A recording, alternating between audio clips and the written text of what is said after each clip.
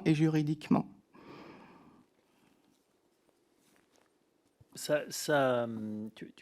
Madame la rapporteure, vous avez d'autres questions avant qu'on passe au... Une dernière, Oui, allez-y. si c'est possible.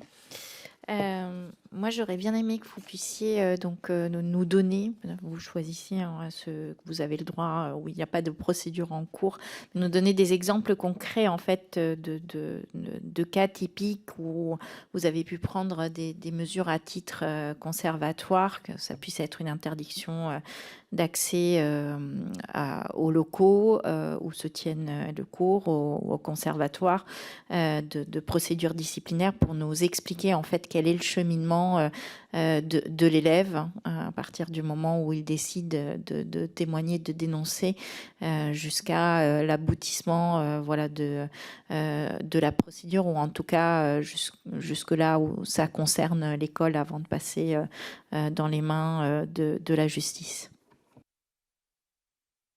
Merci. Peut-être commencer cette question qui est pour chacun.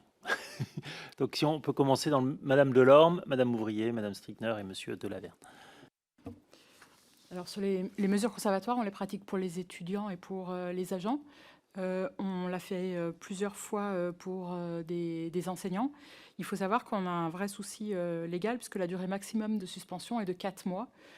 Or, 4 mois, ça inclut souvent des vacances scolaires chez nous, voire les vacances d'été qui sont extrêmement longues. Et pendant ces 4 mois, on doit faire une enquête, puis lancer une procédure disciplinaire avec la réunion d'une CCP disciplinaire s'il s'agit d'un agent. Donc faire tout ça en 4 mois, c'est extrêmement compliqué. Donc ça nous est arrivé de le faire quand on pensait qu'il y avait un danger immédiat pour les étudiants ou pour le bon déroulement d'une enquête qui était complexe. Mais avec ce délai qui est vraiment un frein, et je pense que c'est un des leviers sur lesquels il y a peut-être une action à penser, d'autant plus quand il y a quelque chose qui s'enclenche sur le plan pénal, où on peut se retrouver dans des situations paradoxales où le délai de suspension est terminé, mais là, à ce moment-là, il y a une procédure qui s'enclenche côté pénal et l'enseignant qui doit revenir dans l'établissement. Et en ce qui concerne les artistes, on ne peut pas leur proposer d'être dans un autre... Juste vous poser la question, ce délai de 4 mois, c'est fonction publique, oui. Hein, ok. Voilà, c'est un délai fonction publique sur la suspension des fonctionnaires. Okay. Oui, et on ne peut pas les reclasser dans un autre emploi. Hein. On ne peut pas demander à un professeur de danse ou de musique ou de théâtre d'aller travailler à la comptabilité s'il ne peut plus être mis devant les étudiants. Donc, avant d'enclencher ce délai, il y a une vraie réflexion à avoir, et je pense que c'est un des points clés. Et d'ailleurs, une des grosses difficultés auxquelles on est confronté, c'est l'articulation de la procédure pénale et de la procédure administrative. Alors, les deux peuvent fonctionner en parallèle. Hein. Juridiquement, il n'y a aucun sujet là-dessus. Mais sur la suspension, je comprends que... Voilà. Si je peux me permettre, les deux peuvent procéder en parallèle, mais d'une part, nous, sur le plan administratif, on va essayer de chercher en quoi il y a un problème dans la dignité ou la probité d'un agent. Donc, on n'est pas sur de la qualification pénale et on est obligé d'agir vite à cause de ce délai de 4 mois. Donc, on agit souvent avant que la procédure pénale avance, et on nous demande de faire un travail quand on a des faits qui sont des faits d'agression sexuelle. On nous demande en 4 mois de faire une enquête avec ni les moyens de la police, ni la légitimité, ni la possibilité, et avec deux procédures qui doivent marcher en même temps. Et ce délai de 4 mois, c'est un des grands freins pour nous, pour pouvoir traiter correctement les signalements. On a bien noté, et c'est un élément intéressant dans notre réflexion. Madame Ouvrier. Oui, merci. Oui, en ce qui concerne le conservatoire, il n'y a pas eu de cas de suspension ou d'exclusion d'artistes intervenants ou intervenants. Il est arrivé, et c'était avant que je sois directrice, que le conservatoire, la direction soit alertée qu'un intervenant qui avait déjà travaillé avec une promotion et qui devait revenir, la directrice a été alertée par les élèves qui eux-mêmes ont été alertés par des élèves d'une autre école. Et ça, c'est quelque chose pour moi qui était un vrai problème. C'est-à-dire le fait que les élèves de différentes écoles communiquent entre elles et eux, ce qui est très précieux, ça ne devrait pas être à elles et eux. C'est-à-dire qu'il faudrait qu'on arrive, voilà, on est des écoles d'enseignement supérieur, il faudrait qu'il y ait la possibilité, parce que en fait, nos étudiantes et étudiants viennent d'écoles privées, de conservatoires d'arrondissement, de conservatoires régionaux, de classes égalité des chances, et je pense qu'il y a dans certaines de ces établissements un vrai travail de fait, mais ce n'est pas sur l'entièreté du territoire, loin de là. Et je trouve que c'est très violent que on soit, enfin voilà, que les élèves entre elles et eux se chargent de devoir faire ce travail voilà, de soins, de prendre soin. Et c'est très problématique. C'est arrivé d'ailleurs l'année dernière pour le coup, alors un candidat qui avait été reçu et dont on a su après. Alors là, pour le coup, on a été informé par la direction de l'école, d'une école, mais tardivement. Voilà, ce futur élève n'est jamais rentré. Je ne sais pas si je peux me permettre une incursion par rapport à la question que vous posiez tout à l'heure sur le pourquoi aussi de ce silence terrible pendant des décennies et des décennies. Moi, la sensation que j'ai, parce que je suis actrice, donc j'ai été jeune élève de cours, j'ai été élève du conservatoire moi-même, et je pense qu'il y a aussi un vrai travail énorme à faire et on s'engage à faire au conservatoire, à le mettre en place, c'est-à-dire que le répertoire est un problème, en fait. Il ne s'agit pas de ne plus le jouer, mais il n'a pas été questionné pendant tellement longtemps et qu'il induit évidemment un rapport entre les hommes et les femmes qui est qui peut être vertigineux. Il n'a jamais été dégenré, donc en fait ça commence à l'être, et je pense que c'est une ouverture énorme, aussi bien au sein de l'école que sur les plateaux de théâtre par la suite.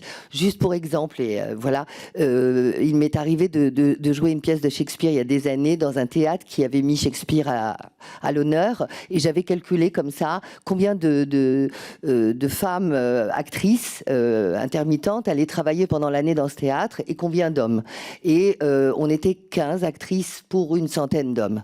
Et donc évidemment, à partir de là, il y a une possibilité de fragilité qui est indéniable. Donc ça, c'est en train de changer. Et en ce qui nous concerne au conservatoire, on veut par exemple remettre en avant le matrimoine, tout le répertoire invisibilisé, donner la parole, c'est-à-dire les récits sont fondamentaux aussi, voilà, que de donner de la part belle aux autrices pour que toute une vision du monde se transforme. Pardon, voilà, merci. Aujourd'hui, vous n'avez pas mis dans votre programmation, enfin, ou dans vos pédagogies, des objectifs de rattrapage, de quotas? Si. Okay. Si. En fait, par exemple, un laboratoire de recherche est mis en place avec l'aide de Aurore Evin pour travailler sur tout le matrimoine, toutes les autrices de l'Ancien Régime qui ont été invisibilisées, et par exemple aussi a eu lieu tout un travail qui s'appelait Déconstruire les regards sur notamment les coordinatrices d'intimité. Donc l'idée, c'est par exemple d'avoir les moyens, parce qu'il y a ça aussi, les moyens financiers, pour pouvoir faire intervenir absolument quand c'est nécessaire, si le travail proposé l'engage, des coordinatrices d'intimité pour rendre tout simplement apaisé l'acte de création. Merci. Donc là, retour à la question de Madame la rapporteure sur le protocole, comment ça se passe chez vous au cours Florent, et ensuite on finira par Monsieur Delavenne pour le cours Cochet-Delavenne. Oui, si je peux juste ajouter, nous aussi au cours Florent, on a des listes de lecture 50-50, et je souligne aussi cette nécessité absolue de faire connaître ces ouvrages et les créatrices féminines. On a des conférences aussi une fois par mois qui mettent en honneur, à l'honneur des créatrices pour permettre à toute la maison de les découvrir. Et Aurore Evin intervient en formatrice dans notre maison auprès du corps professoral. Donc je souligne que c'est extrêmement important, et je pense aussi que ça fait partie totalement de ce vocabulaire qu'il convient de créer pour que la parole puisse se libérer de façon durable et que ça change et que ça avance. Donc, pour répondre par rapport à un exemple de signalement qu'on a eu, il y a des sujets effectivement de respect du consentement pendant une répétition. Donc, par exemple, j'ai eu un signalement d'une élève qui dénonçait le non-respect du consentement dans la répétition d'un professeur chez nous. Donc, c'est dans notre charte que tout acte, on va dire aussi sous couvert de répétition, qui rentre dans l'intimité d'une élève ou d'un élève, nécessite effectivement, enfin, que ce soit tout simplement déjà à proscrire de la part d'un professeur. Et du coup, elle nous a rapporté ce fait. Pendant une répétition devant toute la classe, que du coup il y a eu un geste violent qui a été effectué et dans le même jour nous avons mis à pied ce professeur et du coup on a commencé l'enquête, donc c'est-à-dire d'entendre de par notre référente les témoins de cette scène, donc toute la classe. Et du coup, on a engagé avec les ressources humaines tout simplement ce process de le convoquer dans les délais légaux et on a procédé tout simplement à son licenciement parce que ce geste était vraiment complètement contraire à notre règlement intérieur et à notre charte déontologique. Merci, c'est intéressant. Juste, est-ce que vous avez poussé plus loin, ou il n'y avait peut-être pas le besoin, je ne sais pas, par un signalement au procureur de la République? Est-ce qu'il y a eu un dépôt de plainte ou pas sur ce cas? Sur ce cas-là. Oui. D'accord, ok. Donc ça nous arrive aussi, et aussi pour toutes sortes de cas de figure, aussi de violences rapportées par les élèves, des personnes de l'extérieur et des élèves entre eux, d'envoyer un courrier au procureur de la République pour le signaler, bien sûr. Ça aussi, je peux vous faire parvenir les documents et ça fait partie de nos procédures. Très important. Merci beaucoup. Et pour vous, Monsieur Delavenne? Oui, alors, me concernant, il n'y a pas eu d'affaire en fait au sein du cours entre enseignants et élèves. Les seules choses qui me soient rapportées ces dernières années, c'est du harcèlement entre élèves. Donc, il y avait un homme d'une 50aine d'années qui harcelait une femme d'une 30aine d'années. Et donc, elle s'est rapprochée de nous.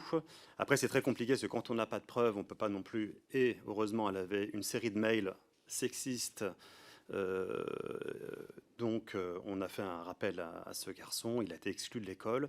Et la deuxième chose, pour ça que je vous disais que la parole se libère, c'est une jeune femme il y a 6 mois au sein du cours où j'enseigne également, qui m'a demandé si elle pouvait monter sur scène pour une confidence. J'imaginais pas du tout ce que ça pouvait être. Et elle nous a dit devant une 30aine d'élèves avoir été violée il y a 1 an. Il se trouve que ce n'était pas dans le cadre du monde du spectacle et du cinéma, mais ça montre l'état d'esprit qu'il y a pour qu'une élève raconte cette histoire pour la première fois. Alors, c'est compliqué à gérer, c'est-à-dire qu'ensuite, on prend cette jeune personne, on dit, ben voilà, il faut te protéger, il faut aller porter plainte, bon, et puis et tout ce qui s'ensuit. Je rebondis aussi sur ce qui a été dit sur le consentement. C'est quelque chose qu'on a mis en place depuis plusieurs années, c'est-à-dire qu'un professeur ne peut pas toucher un élève sans lui avoir demandé s'il pouvait lui toucher, ne serait-ce que l'épaule. Alors ça faisait même sourire les élèves au début, on dit est-ce que je peux te toucher l'épaule? Et en fait, on a trouvé ça très bien parce que chacun a un rapport différent au corps et ça permet de mettre des barrières tout de suite. Et la dernière chose, je pense qu'il faut, voilà, il se passe certainement des choses au sein des écoles, mais il faut surtout les sensibiliser sur ce qui arrive après. Parce qu'on est beaucoup d'écoles, comme vous pouvez le voir, nous ne sommes que 4, mais il y en a beaucoup qui ne sont pas là. Et il y a peut-être, je ne sais pas, 10 000 comédiens qui sont formés par an, et il y en aura très peu qui seront appelés à faire le métier. Et donc, il y a une compétition entre eux, et il y a un état d'esprit à changer pour avoir des places. Il y a peut-être certains moyens pour y arriver. Juste, des questions. Est-ce qu'il y a, juste sur ce sujet-là, vous mettez tous, j'ai l'impression, mais je veux avoir confirmation, dans vos programmes pédagogiques aussi ce sujet de la vie d'après et évidemment de la dureté du métier, parfois des horizons qui peuvent être bouchés, mais aussi de comment, quand vous serez comédien, quand vous serez musicien, quand vous serez danseur, comment vous vous protégez vis-à-vis de pratiques existantes ou pas. Est-ce que vous avez un cours dédié à ces sujets ?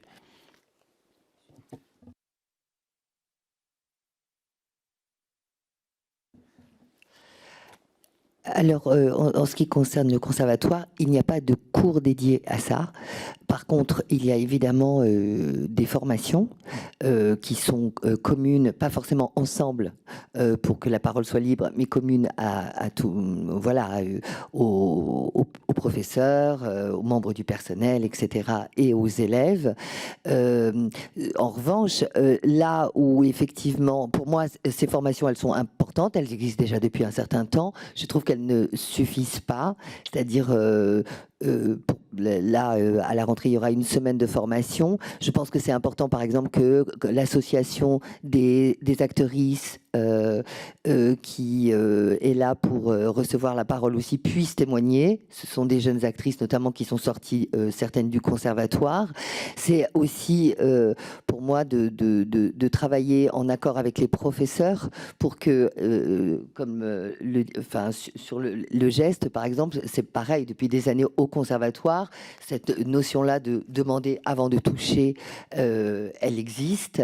Et c'est en collaboration avec les professeurs, les intervenants, que ce travail se prépare. Après, pour moi, c'est aussi en faisant venir des intervenantes, notamment, pour qui cette question est au cœur, comme par exemple Penda Diouf, Eva Doumbia, Rebecca Chaillon, qui me semble, c'est de l'intérieur, enfin voilà, c'est dans comment dire, une vraie communion artistique que cette chose-là peut se faire aussi. C'est-à-dire ça. Donc en gros, ça fait partie du programme, effectivement. Une dernière question de Madame la rapporteure et on passera à la question de mes collègues. Je crois que Sarah Legrain a une question. Oui, moi je reviens sur cette question de préparer au métier ensuite. Et j'imagine que dans les années à venir, peut-être que vos élèves sont susceptibles de pouvoir travailler ensemble, peut-être sur les mêmes tournages ou sur les mêmes scènes. Est-ce que vous pensez que ça serait utile finalement que vous ayez tous, qu'il y ait un moment d'échange entre vous sur toutes les pratiques que vous mettez en œuvre, qu'elles soient bonnes ou mauvaises, qu'elles s'avèrent nécessaires ou parfois qu'elles n'aillent pas dans le bon sens, d'avoir un tronc commun, un socle qui soit commun à vous tous, parce qu'on voit qu'il y a quand même des manières de fonctionner très différentes. Et ça serait peut-être intéressant qu'il y ait ce temps d'échange. Alors, je ne sais pas s'il a déjà existé ou pas, mais en tout cas, réfléchir tous ensemble pour que les élèves, quand ils sortent de vos écoles ou des conservatoires, puissent avoir été sensibilisés de la même façon, puissent avoir reçu les mêmes enseignements et puissent savoir réagir de la même façon, peut-être aux mêmes signaux d'alerte qu'ils pourraient recevoir, percevoir auprès de camarades, auprès de collègues par la suite. Si je peux ouvrir le tour de table, effectivement, moi, ça me semble extrêmement précieux comme idée. Et vraiment de bénéficier des best practices, des bonnes façons de faire des collègues. Et je pense que vous avez tout à fait raison de dire oui, on forme tous pour la même chose et pour les métiers qui importent nos élèves. Donc personnellement, je pense que oui, c'est tout à fait intéressant.